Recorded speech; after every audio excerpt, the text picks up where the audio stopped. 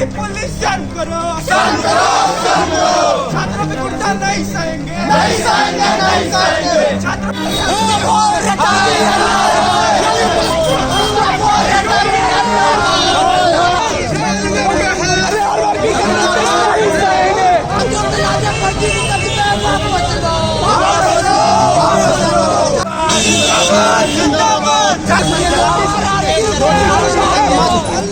मोदी जी का सरकार हो और यहाँ राज्य में योगी का सरकार हो, 2 करोड़ वादों के साथ वो आए थे रोजगार को लेके, और यहाँ पे योगी सरकार 70 लाख रोजगार के वादे के साथ आई थी, और आखिरी में कोई जब ये रोजगार नहीं दे पा रहे हैं तो केवल छात्रों को मिल रहा है पुलिसिया दमन, और केवल बर्बरता के साथ उनको लाठियां मिल रही हैं। कि छात्र करे तो करे क्या, आंदोलन नहीं तो फिर वो कैसे अपनी बात कहेगा। आप ऐसे तो सुनने को रेडी नहीं है, इतने सालों से एप्लीकेशन दी जाती, सब कुछ दिया जाता है, पर आप कभी नहीं सुनते हो। इस देश की विडंबना यही है कि हमारा जितना भी विकास है वो केवल इश्तिहारों में जिंदा है, और इश्तिहारों में बताया जाता है कि 4.5 लाख नौकरियां दी हैं उत्तर प्रदेश सरकार ने, लेकिन जब उनसे ये दरख्वास्त की जाती है कि वो डेटा रिलीज करें कि किन पदों पर नियुक्तियां की हैं उन्होंने और किन स्थानों को भरा है, तो वो डेटा रिलीज करने में असफल रहते हैं। कहने को वो प्रोटेस्ट स्पॉन्टेनियस था, लेकिन गुस्सा वो स्पॉन्टेनियस नहीं था, वो सालों साल का गुस्सा है जो एक तरीके से निकला। हम अपने अधिकार की मांग करते हैं तो हमारी आवाज़ को दबा दिया जाता है, हमें अपराधी बनाने का कार्य किया जाता है, हमें डराया जाता है कि आपके ऊपर तमाम संगीन धाराएं लगा के आपका जीवन खराब कर दिया जाएगा। इस तरह की बर्बरता हम कतई बर्दाश्त नहीं करेंगे, और जब जब छात्रों के साथ, छात्रों के जीवन के साथ खिलवाड़ होगा, हम सभी छात्र मिलकर आवाज़ उठाते रहेंगे। हमारे देश में तमाम छात्र ऐसे हैं जो अपना घर बार छोड़ के बड़े शहरों में जाते हैं, कंपटीशन की तैयारी करते हैं, और इनका मकसद ये होता है कि ये एक अच्छी नौकरी पा सकें जिससे वो अपना घर चला सकें।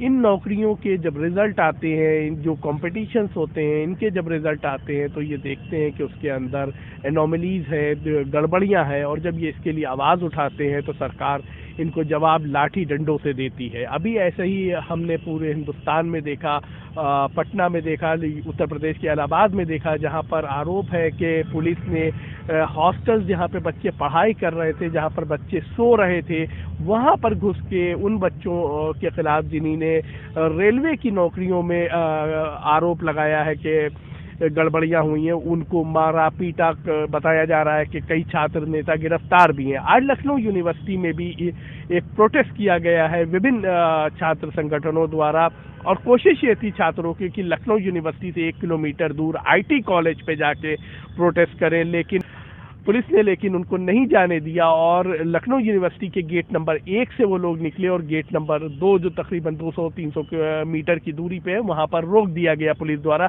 ये छात्र अब हमारे साथ हैं और हम इनसे बात करेंगे कि वो बेरोजगारी के मुद्दे को किस तरह से देखते हैं, क्योंकि लखनऊ में अभी कुछ दिन पहले हम लोगों ने देखा था कि तमाम अखबारों के पहले नंबर के पन्ने के ऊपर इसके अलावा तमाम होल्डिंग पोस्टर दिखाई दे रहे थे जिस पे सरकार द्वारा बड़े बड़े दावे किए गए थे कि लाखों नौकरियां उत्तर प्रदेश में दी गई हैं, लेकिन जो कुछ इलाहाबाद में हुआ ये उसका बिल्कुल उल्टा नज़र आ रहा है, और छात्रों में एक तरीके का गुस्सा है। ये जो छात्र हमारे साथ बैठे हैं ये विभिन्न छात्र संगठनों के हैं जो आज यहाँ पर प्रोटेस्ट करने आए थे, और प्रोटेस्ट के बाद अब हम इनसे बात करते हैं।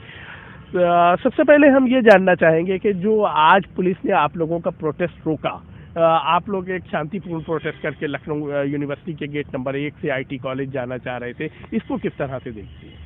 इसको इस तरीके से देखना चाहते हैं कि लगातार पिछले अब तो कई साल से हम लोग यहाँ देख रहे हैं बेरोजगारी का जो स्थिति बना हुआ है, और उसके बीच में अभी जो आरआरबी एनटीपीसी वाला ये जो परीक्षा में जो धांधली का मामला हमारे सामने आया है, उसको लेके छात्र आक्रोशित थे, परेशान थे, क्योंकि वो 3 साल से वो एग्ज़ाम का रिजल्ट रुका हुआ था, एग्ज़ाम नहीं, उसका रिजल्ट नहीं आ रहा था, और सरकार ने जिस प्रकार से नोटिफिकेशन में अपने वादे किए थे कि वो वैकेंसी जो है उसका 20 गुना लोगों को क्वालिफाई कराएगा, और सिमिलरली ग्रुप डी में जो हुआ, तो इस तरीके से बिहार में हमें जो एक तरीके से कहने को वो प्रोटेस्ट स्पॉन्टेनियस था, लेकिन गुस्सा वो स्पॉन्टेनियस नहीं था, वो सालों साल का गुस्सा है जो एक तरीके से निकला।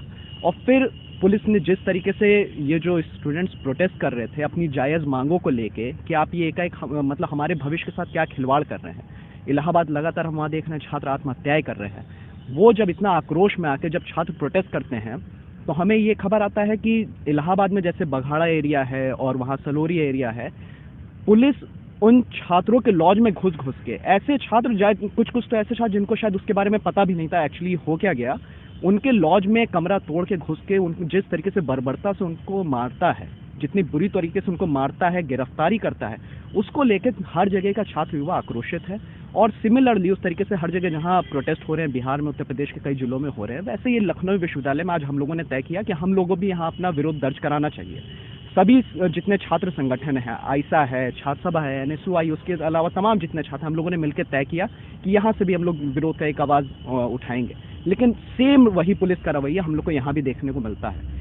रवैया ये कि मात्र हम लोग यहाँ ये चाहते थे कि जो ये RRB NTPC के एग्ज़ाम में ये जो धांधली हुई है, जो इन्होंने वादा किया था सरकार ने, और 3-3 साल बाद मतलब रिजल्ट रोकने के बाद भी आप सही रिजल्ट नहीं दे पा रहे हैं। ग्रुप बी जो एक नॉर्मल एग्जाम है उसको कह रहे हैं आप 2 हिस्सों में कराएंगे, इसको विरोध हमें दर्ज कराना था।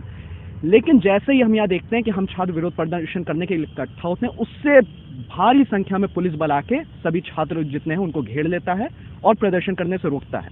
लेकिन किसी तरीके से जो हम लोग छात्र थोड़ा सा संघर्ष करके आगे बढ़ते हैं, तो लेकिन आगे और पुलिस बल तैनात करके हमें रोक दिया जाता है। तो ये रवैया जो पुलिस का है, ये कोई एक नया नहीं है, लगातार इस तरीके से देखने को मिल रहा है। ये पुलिस की बर्बरता जो है, ये पुलिस तो एक टूल है स्टेट का, क्योंकि ये कहने का हमारा ये मतलब है कि चाहे वो केंद्र का मोदी जी का सरकार हो और यहाँ राज्य में योगी का सरकार हो, 2 करोड़ वादों के साथ वो आए थे रोजगार को लेके, और यहाँ पे योगी सरकार 70 लाख रोजगार के वादे के साथ आई थी, और आखिरी में कोई जब ये रोजगार नहीं दे पा रहे हैं तो केवल छात्रों को मिल रहा है पुलिसिया दमन, और केवल बर्बरता के साथ उनको लाठियां मिल रही हैं। तो ये पूरा सरकार का जो पूरा नीतिगत तरीके से जो फेल हो गया है रोजगार के मुद्दे पे, और 4.5 लाख का पूरा वो प्रचार प्रसार कर रहे हैं, और वो रोजगार भी कहाँ है हमें पता नहीं। CMI का डाटा ये कहता है लगभग 35 लाख अभी एक्टिव जॉब सीकर्स हैं प्रदेश में। आप उसका बात करोगे 4.5, वो भी एक नंबर का झूठा आंकड़ा। अब ये जो जगह जगह, चाहे बिहार हो गया, उत्तर प्रदेश हो गया, आपका झारखंड है, उड़ीसा है, दिल्ली है, ये राज्य ऐसे हैं जो सबसे ज़्यादा SSC हो गए, RRB हो गए, ये सब एग्जाम्स को भरते हैं, उसको देते हैं। लेकिन जब लगातार साल भर रिजल्ट नहीं आ रहा है, छात्र आक्रोशित है, तो ये सरकार का रवैया है छात्रों के प्रति। उत्तर प्रदेश में ये भी देखा गया है कि लगातार जो कॉम्पिटिटिव एग्ज़ाम हैं, इनके पर्चे लीक हो जाते हैं। किस तरह से छात्र देखते हैं इन पर्चे लीक होने को?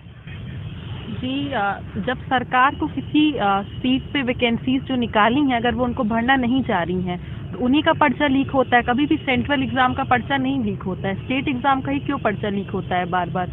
अगर आप देखें तो UP टेट बच्चे एग्जाम देने आए थे, उस दिन मालूम पड़ रहा है कि पर्चा लीक हो गया। जो बच्चे इतने टाइम से मेहनत कर रहे हैं, उस सर्दी में खुले आसमान के नीचे सो रहे हैं, अपना पेपर का तैयारी करे इतने लंबे से, अगर उनको मालूम पड़ता है कि पर्चा लीक हो गया, इतने सालों के बाद जब फाइनली जब गवर्नमेंट कहती है कि हम एग्ज़ाम कराएंगे, 3-3 साल तक एग्ज़ाम नहीं कराती, अब जब कह रही हो फिर भी अगर ऐसा हो जाता है, तो ये सोचने का ज़रूरत है कि छात्र करे तो करे क्या। आंदोलन नहीं तो फिर वो कैसे अपनी बात कहेगा। आप ऐसे तो सुनने को रेडी नहीं है, इतने सालों से एप्लीकेशन दी जाती, सब कुछ दिया जाता है, पर आप कभी नहीं सुनते हो। लेकिन जब छात्र आंदोलन करना शुरू करते हैं तो रेलवे का तुरंत नोटिस आ जाता है कि जो छात्र आंदोलन में शामिल थे उनको हम एग्ज़ाम देने को नहीं मिलेगा, कभी भी उनको जॉब देने को नहीं मिलेगा, और उन पे हम गिरफ्तारी भी करेंगे और झूठे मुकदमे भी ला देंगे। जिस तरह से अगर हम देख रहे हैं कि स्टेट UAPA NSA जैसे कानूनों को यूज़ करता है, इसी तरह से वो बेरोजगारी के खिलाफ जो स्टूडेंट्स प्रोटेस्ट कर रहे थे इलाहाबाद में, बिहार में, उनके खिलाफ यूज़ करना चाहता है। और सरकार पूरी तरह से जो उनका स्टेट का मशीनरी है, चाहे वो पुलिस हो, जुडिशरी हो, सब कुछ स्टूडेंट्स के खिलाफ करना चाहता है। तो स्टूडेंट्स ऐसे में करे तो फिर करे क्या। अभी कुछ दिन पहले आपको याद होगा, इलेक्शन की तारीखें अनाउंस होने से पहले पूरे शहर में होल्डिंग्स लगे हुए थे, पोस्टर्स लगे हुए थे, इतनी नौकरियां दी गई। अखबार के हर पेज के ऊपर लगभग एक इश्तिहार होता था जिसके ऊपर सरकारी दावे होते थे, नौकरियां दी गई। तो क्या ये सरकार आपसे गलत बयानी कर रही थी? इस देश की विडंबना यही है कि हमारा जितना भी विकास है वो केवल इश्तिहारों में जिंदा है, और इश्तिहारों में बताया जाता है कि 4.5 लाख नौकरियां दी हैं उत्तर प्रदेश सरकार ने। लेकिन जब उनसे ये दरख्वास्त की जाती है कि वो डेटा रिलीज़ करें कि किन पदों पर नियुक्तियां की हैं उन्होंने और किन स्थानों को भरा है, तो वो डेटा रिलीज़ करने में असफल रहते हैं। उसके बाद सरकार ये दावा करती है कि वो किसी भी बिना पार्शियलिटी की, बिना किसी डिस्क्रिमिनेटिव ग्राउंड के नियुक्तियां कर रही है। आपने देखा होगा 69,000 शिक्षक भर्ती में भी 22,500 OBC पदों पर इन्होंने धांधली की। परीक्षाओं के पर्चे लीक होने का सिलसिला सिलसिलेवार है। जब भी परीक्षाएं होती हैं पहले तो नियुक्तियां ही नहीं निकलती हैं, और जब परीक्षाएं होती हैं तो परीक्षाओं के पर्चे लीक हो जाते हैं, और जिन माफियाओं को पकड़ने का दावा करती है प्रदेश सरकार उनमें से किसी भी एक बड़े माफिया का नाम सामने नहीं आया है, और इसी कारण ये जो पर्चा लीक होते हैं ये बार बार लीक हो रहे हैं। और पुलिस को सबसे ये ज़्यादा डराता है कि प्रदर्शन हो रहे हैं बजाय इसके कि लोगों की जीविका छिन रही है। फिरोजाबाद में कितनी बड़ी विडंबना है ये कि जिस देश में 80 लाख लोगों को, 80 करोड़ लोगों को सरकार राशन देने का वादा कर रही है, उस देश में एक माँ अपनी बच्ची को, जो बच्ची 3-4 दिन से भूखी थी फिरोजाबाद में, उसको दफनाने को मजबूर है, और फिर गांव वाले जाकर बताते हैं तो ये उजागर होती है कि किस तरह से ये मशीनरी का फेलियर है। अभी कुछ दिन पहले ही रोहित वेमुला जी के सुसाइड की 6ठी बरसी थी, और हम देखते हैं कि उसी तरह का फेलियर, जो मशीनरी का फेलियर है, और उसी तरह का डिसअपॉइंटमेंट स्टूडेंट सर्कल में जो है वो उसी स्केल का आज भी है। हमें इस बात की कोई गारंटी नहीं है कि हम अगर ग्रेजुएशन कर लेंगे, पोस्ट ग्रेजुएशन कर लेंगे, उसके बाद भी नियुक्तियां निकलेंगी, हमें रोजगार मिलेगा, और जो सरकार जिस तरह से दावे कर रही है वो दावे पूरे होंगे या नहीं। और जब इसके खिलाफ युवा प्रदर्शन करते हैं, अपनी मांगों को रखते हैं सरकार के सामने, जो कि उनका मौलिक अधिकार है भारतीय संविधान के अंतर्गत, तो उन पर पुलिस इस तरह से दमन करती है जैसे आप किसी 3rd ग्रेड के, हम क्या बताएं, क्रिमिनल के साथ जिस तरह का बर्ताव होता है उस तरह का बर्ताव छात्रों के साथ किया जाता है, रोजगार मांगने वालों के साथ किया जाता है।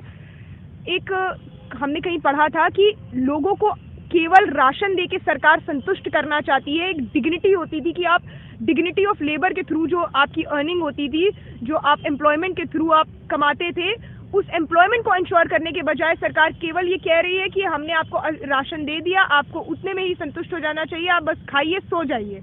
आपको सोचने की कोई ज़रूरत नहीं है कि देश की स्थिति कैसी है, देश की प्रगति की स्थिति कैसी है, विकास किस स्तर से हो रहा है, ये सब आपको सोचने की कोई ज़रूरत नहीं है। यूपी में लगातार ये भी कहा जा रहा है कि सरकार जो है वो रिजर्वेशन के साथ खिलवाड़ कर रही है। क्या कुछ रिजर्वेशन के साथ ऐसा आप लोग भी महसूस करते हैं कि जो रिजर्वेशन का सिस्टम है उसके साथ कुछ गड़बड़ हो रही है?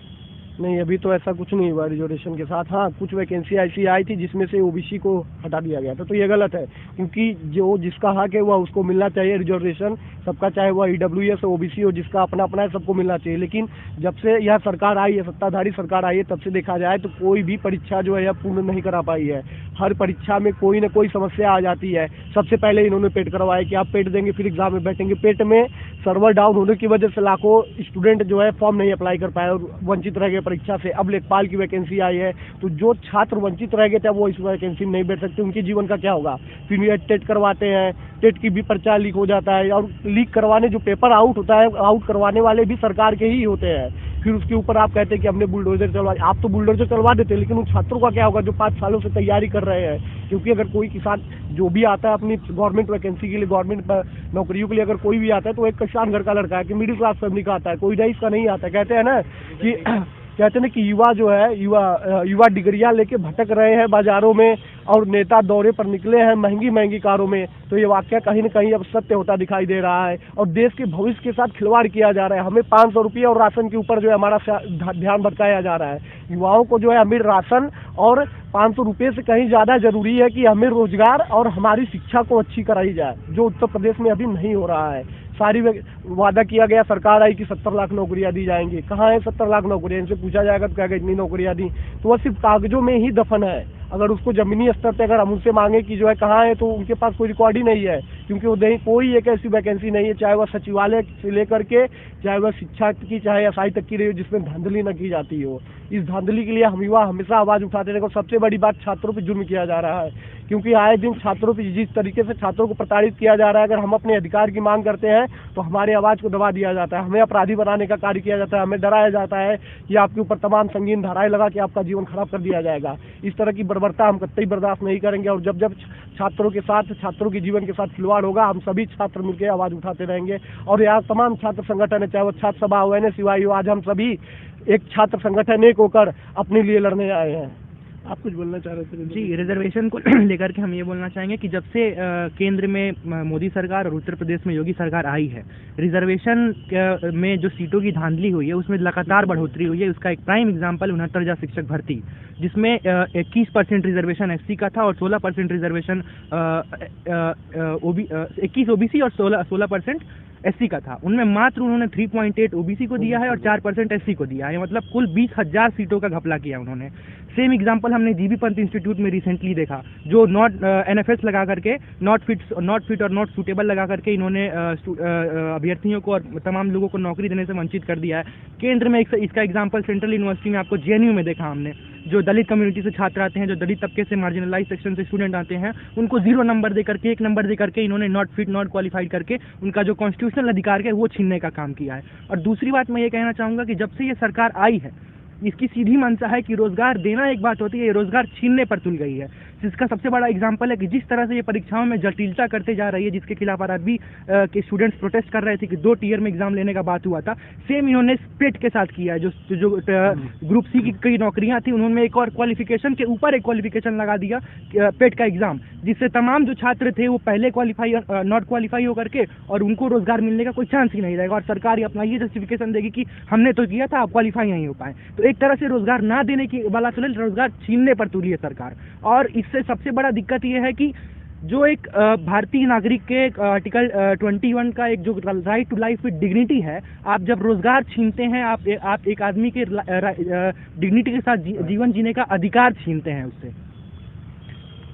अच्छा, आप लोग ये बताइए कि सरकार एक साथ ये भी बात कहती है घड़ी घड़ी कि भाई ठीक है, हमने अयोध्या में मंदिर का निर्माण करवा दिया, हमने काशी विश्वनाथ कॉरिडोर बनवा दिया, उसके बाद क्या इससे युवा संतुष्ट नहीं है? ये कहते हैं मंदिर बना दिया इन्होंने, या फिर मस्जिद ढा दिया, या फिर कॉरिडोर्स बना रहे हैं। ये मुझे सरकार ये सिंपल सी बात बता दे कि मंदिर में युवा या फिर उसके माँ बाप करने क्या जाते हैं। वो अपने बेटे के लिए, बच्चों के लिए बढ़िया रोजगार चाहते हैं, एक बढ़िया सुरक्षित जिंदगी चाहते हैं, उनकी स्वास्थ्य व्यवस्था बहुत बढ़िया चाहते हैं। लेकिन सरकार क्या ये देने में सक्षम है? बिल्कुल नहीं है। सरकार इन सारी चीज़ों को खत्म कर रही है और दूसरी तरफ मंदिर बना रही है। तो ये किस प्रकार से सही है कि मंदिर को बना देना और मंदिर में जिस चीज़ के लिए आप जा रहे हैं उन चीज़ों को खत्म कर देना? आप लोग कुछ बोलना चाह रहे थे? देखिए, जहाँ तक मंदिर और मस्जिद की बात है, जैसा हमारे अभी एक भाई बोल रहे थे, बिल्कुल सही बात है। मंदिर में मांगने क्या जाते हैं? मांगने तो रोजगार ही जाते हैं ना, बच्चे का भविष्य मांगने जाते हैं, स्वास्थ्य शिक्षा चिकित्सा मांगने जाते हैं। उसके लिए सरकार ने क्या किया? मंदिर तो बना दिया, मंदिर में जाकर सीढ़ियों पे भीख मांगने के लिए हमको छोड़ देंगे? हम यही कहना चाहते हैं कि हमें ऐसी सरकार चाहिए जो हमारे स्वास्थ्य शिक्षा चिकित्सा सड़क बिजली पानी की व्यवस्था करे, ना कि मंदिर का जिनका काम है वो अपना काम कर रहे हैं। अभी आप देखिए कि जो चाहे ग्रुप डी वाला मामला हो और या फिर जो है आरआरबी वाला मामला हो, आप देखिए कि 1.5 करोड़ छात्रों के भविष्य से ये लोग खिलवाड़ कर रहे हैं।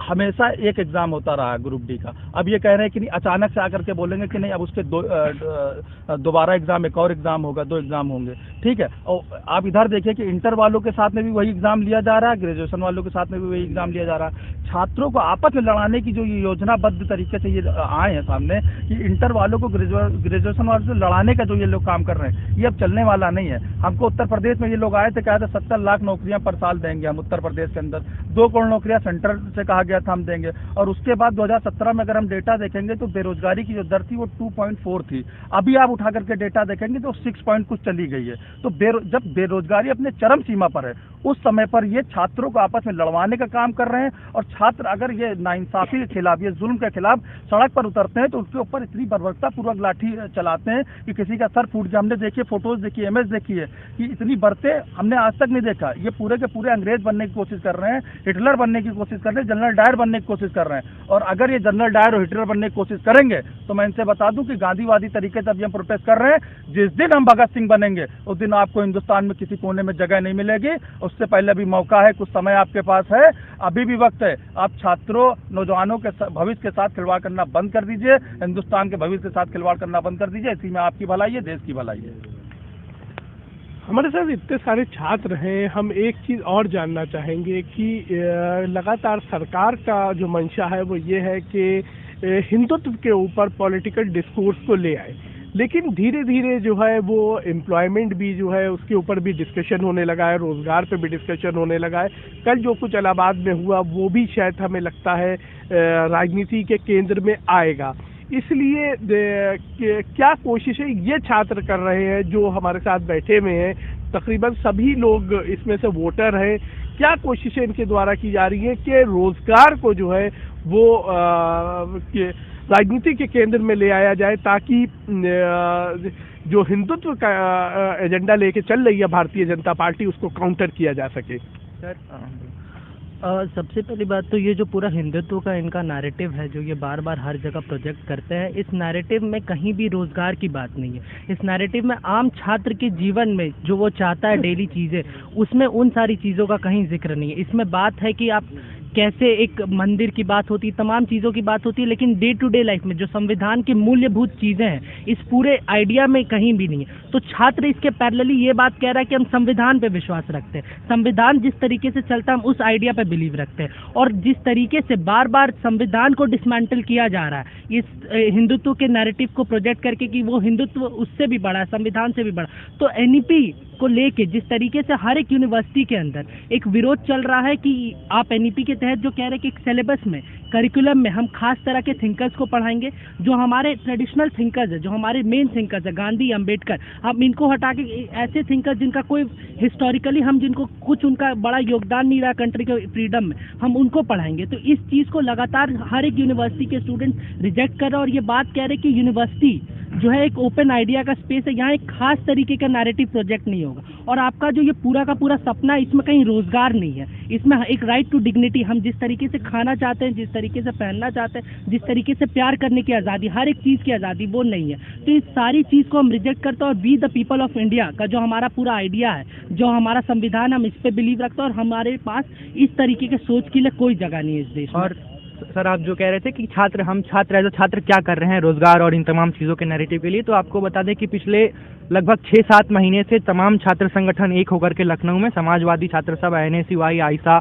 और बाकी जो आंदोलन के अलग अलग ग्रुप हैं, वो मिलकर के यूपी मांगे रोजगार के नाम से एक प्लेटफॉर्म बना है, जहां सबको एक साथ ले गया। और हमारी कोशिश यही है कि हम लोगों के बीच में जाएं और उनको बताएं कि ये जो आपकी जीविका से जुड़ी जो मसले हैं, रोजगार है, गरीबी है, महंगाई है, सरकार लोगों को भुखमरी के कगार तक धकेल दिया है सरकार ने, जो उन सब पे आप वोट करें, उनको सरकार के खिलाफ वोट करें, जो तमाम जो बढ़ती निजीकरण कर रही है, रोजगार छीन रही है। तो हम एक लगातार कोशिश कर रहे हैं कि छात्र के हितों को, और जो गरीब हैं, जो वंचित हैं, जो शोषित तबके हैं, जो रिजर्वेशन में लगातार बढ़ते स्कैम है, इन सबों को राजनीतिक मुद्दा बनाया जाए। वोट इस पे हो, चुनाव इस पे हो, ना कि इनका जो एक सांप्रदायिकता का जो इनका एक नैरेटिव है, जो इनका एक हिंदुत्व का नैरेटिव है, उस पे चुनाव हो।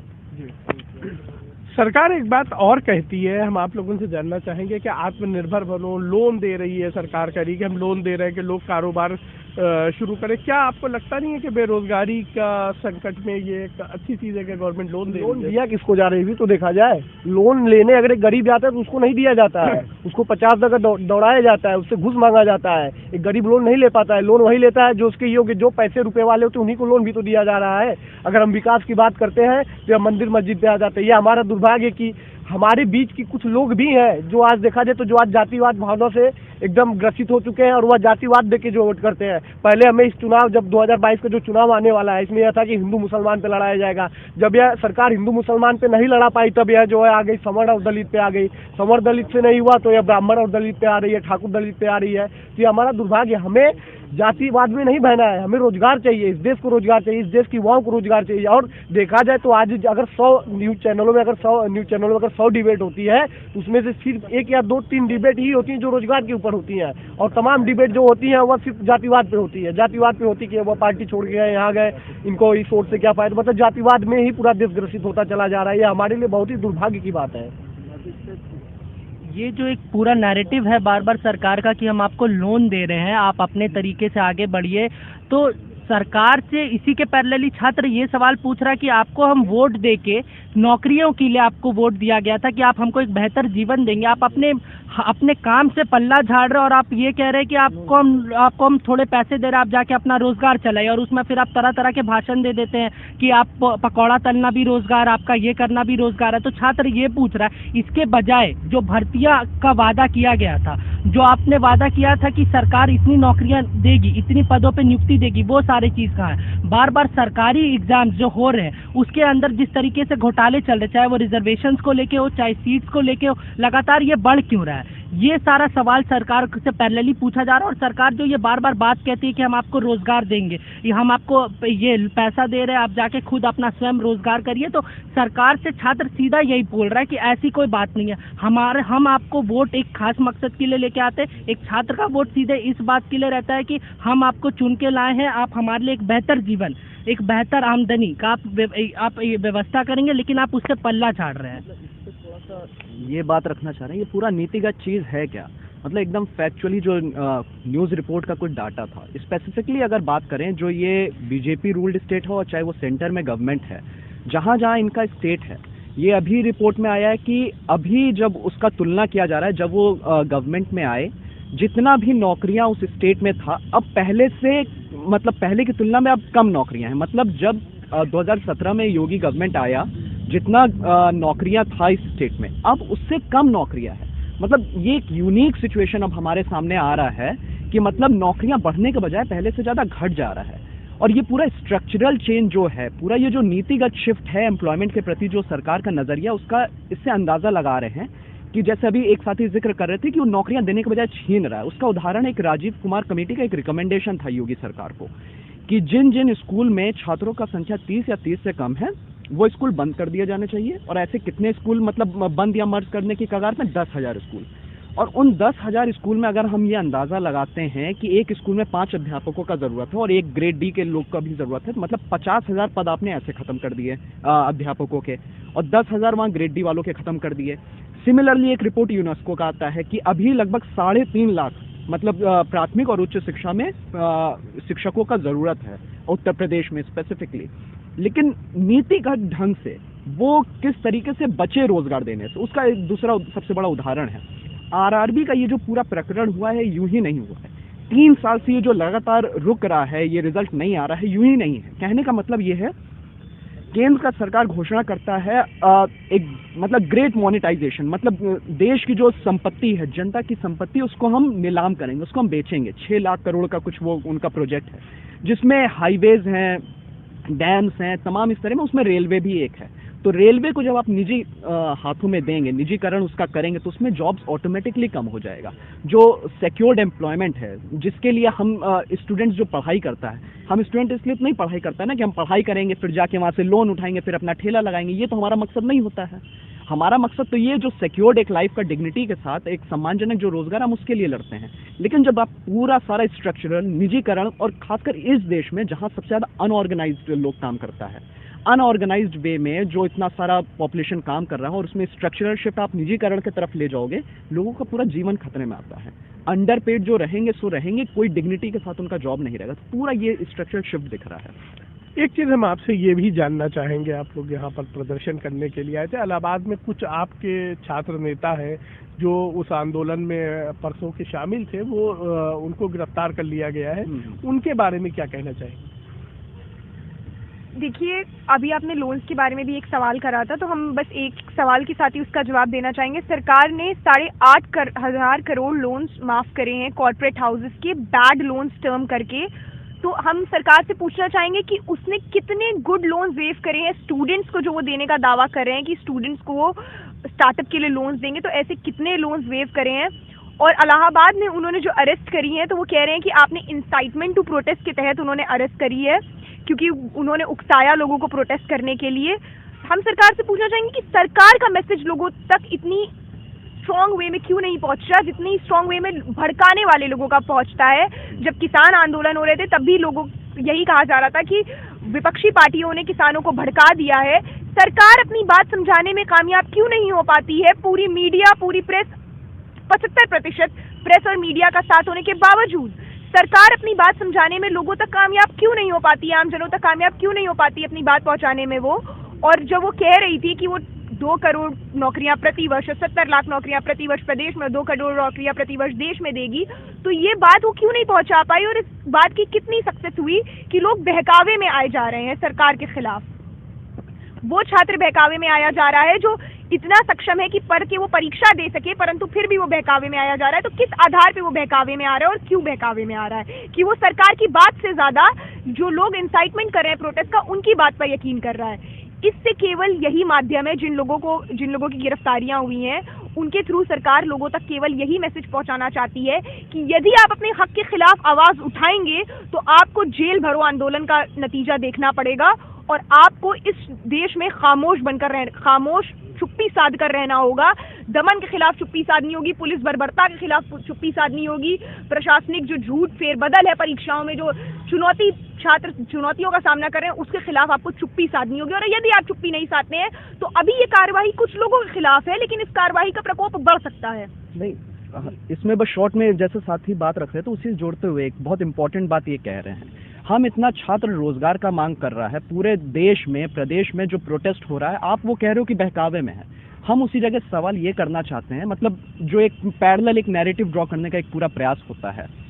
धर्म संसद ऑर्गेनाइज होते हैं, उस धर्म संसद के अंदर भड़काऊ भाषण दिए जाते हैं, पूरा मीडिया उसके प्रचार प्रसार करता है, वो लोगों तक पहुंचता है, पूरा जो समाज को बांटने का काम कर रहा है, उस पर आप कोई कार्रवाई नहीं करोगे।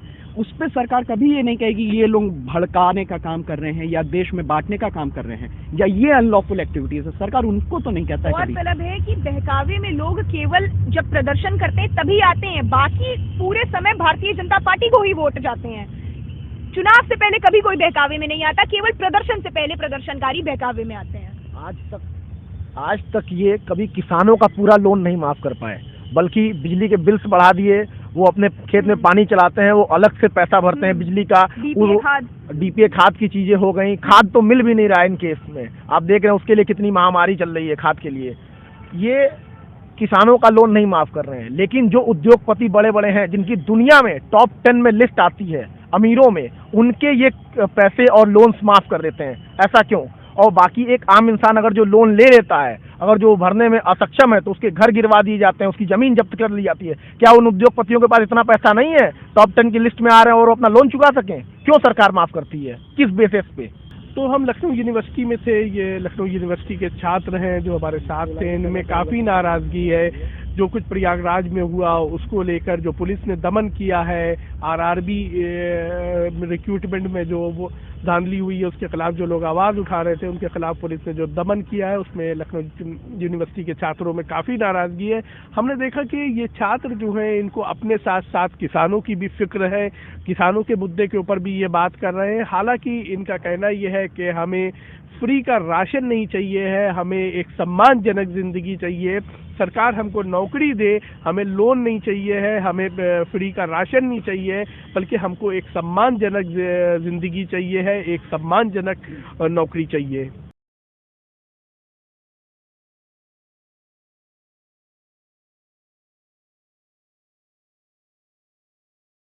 Get a sneak peek of exclusive content before everyone else. For channel members only. Memberships start at ₹89. Hit the join button below.